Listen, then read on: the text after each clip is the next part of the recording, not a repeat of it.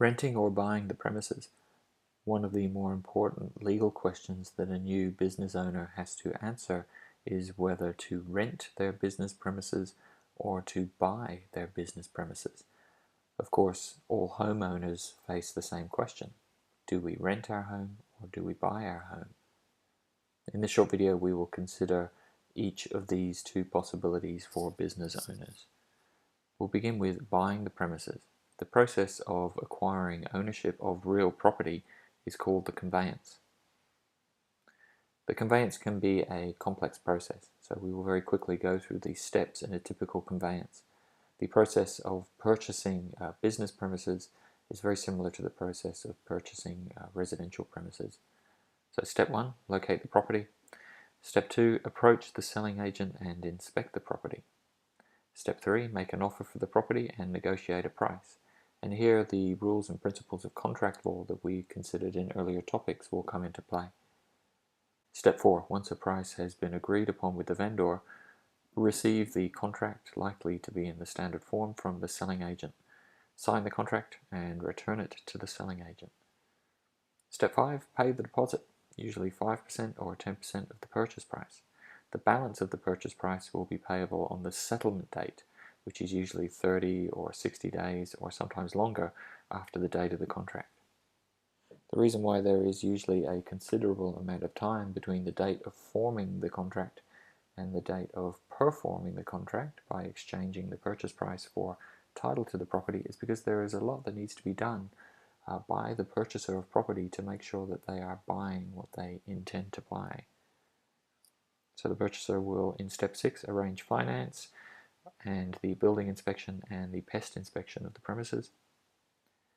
Step 7, the buyer will check the details of the property on the register of titles to make sure that the person who is selling the property is in fact the owner of the property, and to find out whether or not the property is presently subject to any mortgages, easements, and other registered interests.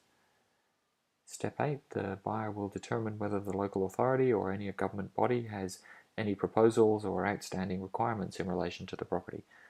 For example, the buyer will check to see whether Queensland Rail is planning on building a railway line through the property, whether the Department of Transport is planning to build a new motorway through the property, whether the property is listed on the Contaminated Lands Register, whether the building is listed on the Heritage Buildings Register, and so on. This process can take days and even weeks. Step 9. The buyer checks that the transfer documents are prepared correctly, signs them, and arranges for them to be assessed for stamp duty. Stamp duty is a tax payable on transactions involving real property. Step 10. The buyer and the seller attend settlement, and the buyer hands over the purchase price in exchange for the title documents. Following settlement, in step 11, the buyer and the seller both inform the selling agent that settlement has taken place, and the buyer can then collect keys and access the property. In step 12, the buyer can move in. There are, of course, both advantages and disadvantages associated with buying the business premises. So the advantages include the property becomes an asset of the business. The value of the real property can increase over time.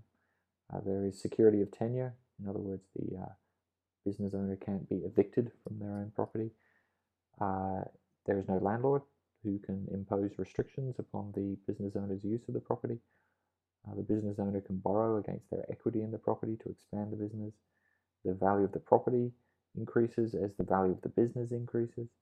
The business owner can sublet parts of the property to other people in return for rent, and the depreciation costs can be claimed as a tax deduction. There are, however, disadvantages associated with purchasing the business premises. The main one being that the initial outlay is, of course, quite substantial, so it's a big financial investment to make at the very beginning of a new business. The value of the property may, in fact, decrease over time, so the business owner can lose money. It will be more difficult to sell the business because anybody who buys the business will also have to buy the real property. The business owner will be fully responsible for maintenance and repairs to the property, as well as rates, rather than sharing them with the landlord. The interest payments are not as easy to renegotiate as rental payments. The consequences of business failure will be more substantial. The business owner could potentially lose a very large investment in real estate. There are substantial fees and costs associated with buying the property. Interest rates can go up unexpectedly, and it is a substantial and long-term financial commitment. This is why many new business owners, rather than purchase their business premises, will rent their business premises, at least initially. So renting or leasing the premises is a type of contract. A lease is a contract with the property owner, according to which the property owner grants the business owner exclusive possession of the leased property in return for the payment of rent and compliance with other obligations in the lease.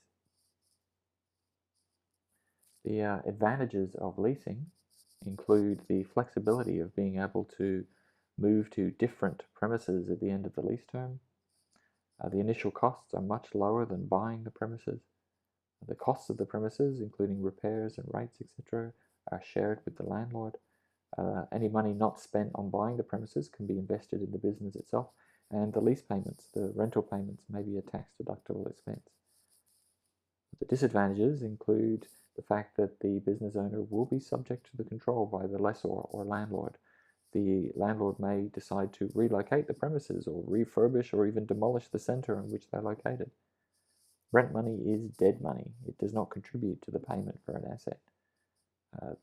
The landlord may impose restrictions upon the use of the premises, and it may be difficult to sell the business because in order to sell the business owner will need the permission of the landlord in order to allow a new tenant to occupy the premises.